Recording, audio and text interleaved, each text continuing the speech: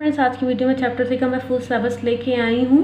Chapter 1, 2 की videos देखने के लिए आप डिस्क्रिप्शन बॉक्स में जाकर लिंक को चेक करके वहाँ से देख सकते हो। अभी तक जिन्होंने मेरे चैनल को सब्सक्राइब नहीं किया, प्लीज़ मेरे चैनल को सब्सक्राइब कीजिए, लाइक कीजिए, ज़्यादा से ज़्यादा शेयर कीजिए। आपका सपोर्ट मेरे लिए बहुत ही ज़रूरी है।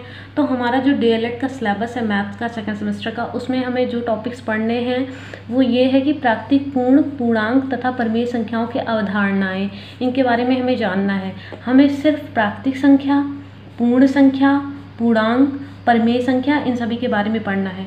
तो सबसे पहले हम बात करें हमारी प्राकृतिक संख्या की।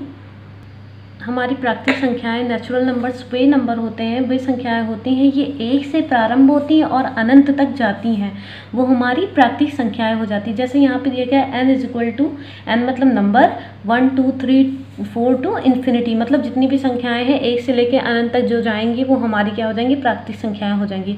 अब कुछ नोट्स हैं। नोट्स 1 हमारा ये है कि सबसे छोटी पहली प्राकृतिक संख्या होती है, मतलब जो 1 होती है वही सबसे छोटी हमारी प्राकृतिक संख्या होगी। इस 0 नहीं होगा, आप ध्यान रखिएगा। 1 से प्रारंभ होती हैं प्राकृतिक संख्याएं।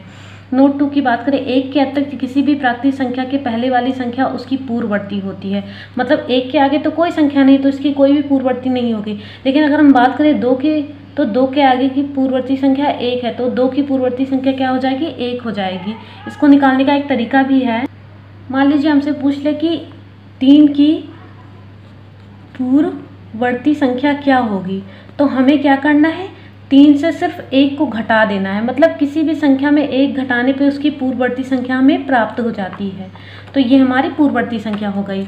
अब अगर बात करें अनुवर्ती की, तो मैं आपको बता दूं, अनुवर्ती वे संख्याएं होती हैं जो किसी भी संख्या के आगे वाली संख्या जो होगी, प्राकृतिक संख्या के आगे वाली संख्या, वो उसकी अनुवर्ती होगी। कैसे होगी, अगर आपसे पूछ ले यहीं पे कि 4 की अनुवर्ती संख्या क्या होगी, तो 4 की अनुवर्ती संख्या निकालने के लिए आप क्या करिए, 4 में 1 को जोड़ दीजिए, वही आपका अनुवर्ती हो जाएगा, क्योंकि 4 के बाद डायरेक्ट 5 ही तो आता है आपका, तो ये आपकी अनुवर्ती संख्या हो गई।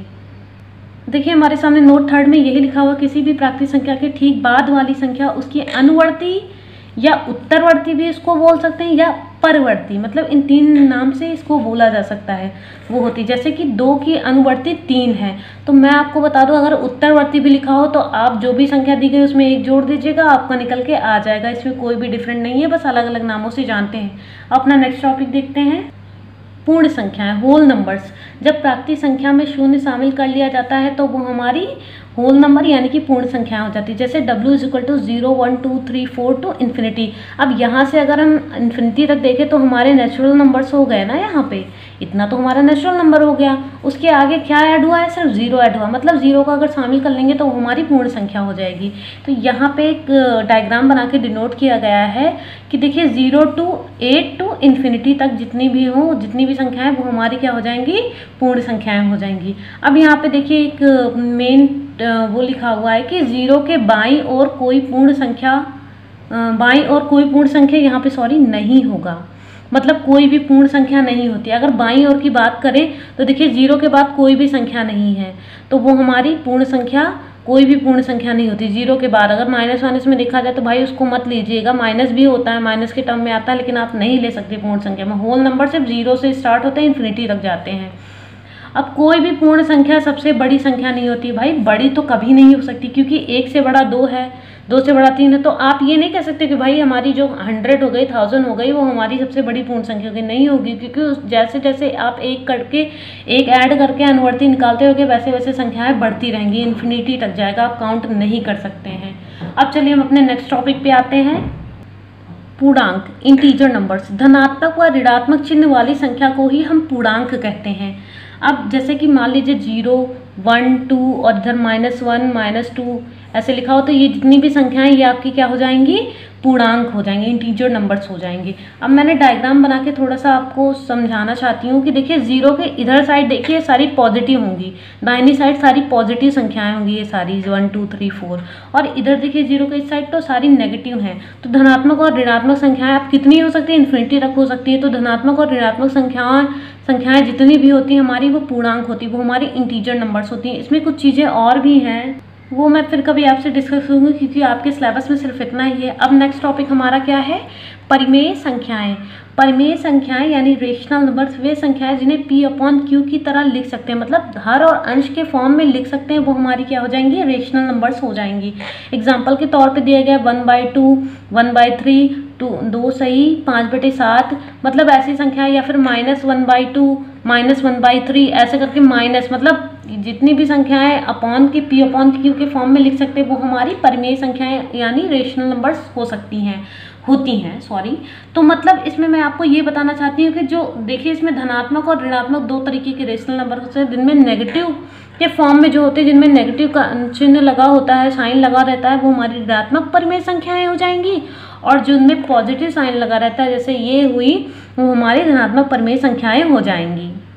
जो हमारे रेशनल नंबर्स होते हैं जैसे P/Q होता है, तो Q does not equal to 0, यहाँ पे एक शर्त होती है, क्योंकि अगर 0 हो जाएगा तो ऑल ओवर पूरा 0 हो जाएगा, तो ये इस फॉर्म में नहीं होना चाहिए। बस P/Q फॉर्म में अगर रहेगा तो वो हम कह सकते हैं कि वो हमारी परिमेय संख्याएं होती हैं। और मैं आपको बता दूं कि ये दो तरीके से होती है, एक होती है शांत दशमलव, एक होती है अशांत दशमलव। शांत दशमलव का मतलब ये है कि मान लीजिए यहाँ पे 25 है, ठीक है, आप इसको 2 से डिवाइड करोगे तो 2 एकम 2, फिर 2 दूनी 4, फिर पॉइंट 1 बचेगा, फिर एक 0 बढ़ेगा, 2 पंचे 10, तो ये 12.5, इसके बाद अभी ये डिवाइड नहीं होगा, इतना आपका आ गया, तो ये आपका क्या हो जाएगा, शांत दशमलव हो जाएगा। ठीक है, इस फॉर्म में हम लिख सकते हैं इसको। लेकिन अगर यहाँ पे बात करें हम 20 की और 3 से डिवाइड करें तो 3 छंग 18, फिर पॉइंट बढ़ा, 3 छंग 18, फिर पॉइंट ऐसे 6.666 करके इस फॉर्म में आएगा। तो आप एक तरीके से इसको 7 करके लिख सकते हैं, या फिर ऊपर ऐसे करके निशान लगा देते हैं, तो ये अशांत दशमलव हो गया। मतलब अशांत, ये कहीं पे ये थम नहीं रहा है, कहीं भी ये रुक नहीं रहा है, तो ये हमारा अशांत दशमलव हो जाएगा, ये शांत दशमलव हो जाएगा जहाँ पे रुक जाएगा। तो यही कुछ बात नोट करने के लिए बहुत ही ज़्यादा आपके लिए जानने की ज़रूरत है।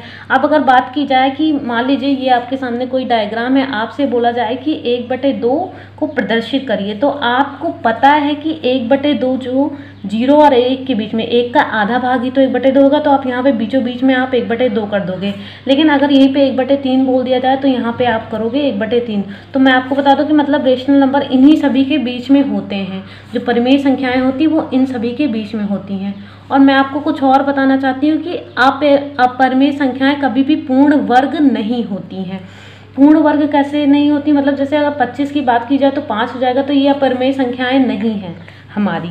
ठीक है, और अगर दो परिमेय संख्याएं जो हैं, अगर उनको हम जोड़ेंगे साथ में, दो परिमेय संख्या मान लीजिए 1/2 और 1/3 है, इन सभी को जोड़ेंगे तो हमारी जो परिमेय संख्याओं का जोड़ जो होगा वो हमेशा परिमेय ही होगा।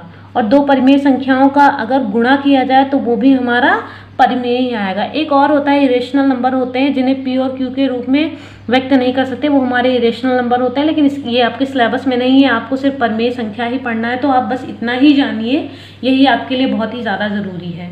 ठीक है, अब हमारा जो नेक्स्ट टॉपिक है वो ये है, दो धनात्मक परिमेय संख्या में जिसका अंश बड़ा होता है वह परिमेय संख्या बड़ी होती है। देखिए, जिसका अंश बड़ा होगा वह परिमेय संख्याएं बड़ी होंगी। अब आपके सामने मान लीजिए 2/7 और 4/7 है, तो आपसे पूछ लिया जाए कि कौन सी संख्या इसमें बड़ी है, तो आपको बताने में बड़ी परेशानी होगी। तो मैं आपको बता दूं कि आप सिर्फ ये देखिए कि किसका अंश बड़ा है, तो आप ये देखिए कि 4 जो है वो बड़ा है, तो ये आपका क्या हो जाएगा, वो बड़ी परिमेय संख्या हो जाएगी। ठीक है, संख्या ये आपकी बड़ी परिमेय संख्या हो जाएंगे। उसके बाद अगर ऋणात्मक की बात की जाए तो दो ऋणात्मक परिमेय संख्याएं जिसका अंश छोटा होगा वह बड़ी होगी। मतलब जिसका, अब इसमें देखिए जिसका अंश बड़ा हुआ धनात्मक में वो बड़ी परिमेय संख्या हो गई, लेकिन इसमें बिल्कुल अपोजिट है, जिसका अंश छोटा होगा वह बड़ी परिमेय संख्या होगी। तो देखिए, या इसका अंश छोटा है तो ये हमारी बड़ी परिमेय संख्या होगी। अब ये कैसे होगा मैं आपको ये समझाना चाहूँगी कि कैसे बड़ा छोटा हो गया। देखिए, मान लीजिए आपके सामने ये डायग्राम है और आपसे यहाँ पे सवाल में पूछ रहा है कि 2/7 और 4/7 में कौन सा बड़ा है। तो 2/7 की अगर बात करें, यहाँ पे और आगे कर लेते हैं 3, 4 कर लेते हैं, यहाँ पे 5 कर लेते हैं। अगर 2/7 की बात की जाए तो आप 2 का 7 भाग, 2/7 भाग कैसे करेंगे, तो आप 1 और 2 के बीच में ही तो देखेंगे। मान लीजिए यहाँ पे आपका 2/7 भाग हो गया। और अगर बात की जाए 4/7 की, तो आप 3 और 4 के बीच में देखेंगे, तो यहाँ पे आप क्या करेंगे, यहाँ पे आप 4 का 7वां भाग जो होगा 4/7 होगा। तो आप यहाँ पे देख लीजिए कि जो हमारा राइट साइड है इधर बढ़ते हुए क्रम में जाएगा। जो भी संख्या होंगे 1 के बाद 2 बड़ा है, 2 के बाद 3 बड़ा है, इसी तरीके से 2/7 के बाद 4/7 आ रहा है तो वो बड़ा हो गया, धनात्मक है। और अगर ऋणात्मक की बात की जाए, ऋणात्मक में हमारा सवाल था कि -7/8 और -1/2 में कौन सा बड़ा है। तो देखिए -1/8 आपका यहीं पे आ जाएगा, -1/8 आपका इसी में कहीं आ जाएगा, ठीक है, 0 और 1 के बीच में।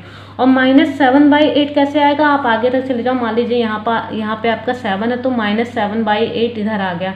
तो मैं आपको बता दूं कि सब देखो 0 के बाद -1 आएगा, -2, तो ये घटते हुए क्रम में होगा। मतलब 0 के बाद 1, देखिए 1 बड़ा होगा, -1 बड़ा होगा -2 से, -2 बड़ा होगा -3 से, इसी तरीके से -1/8 बड़ा होगा -7/5 से। तो मैं आपको यही बता रही हूँ कि ऋणात्मक संख्या में आपको ये देखना है जिसका अंश बड़ा होगा वो अंश छोटा होगा, जिसका वो परिमेय संख्या बड़ी होगी, ठीक है। और धनात्मक में ये देखना है कि जिसका अंश बड़ा होगा वो परिमेय संख्या बड़ी होगी, ठीक है। आज के लिए इतना ही। Thank you so much. Next video में मैं आपके लिए चैप्टर 4 से रिलेटेड टॉपिक्स लेके आऊँ।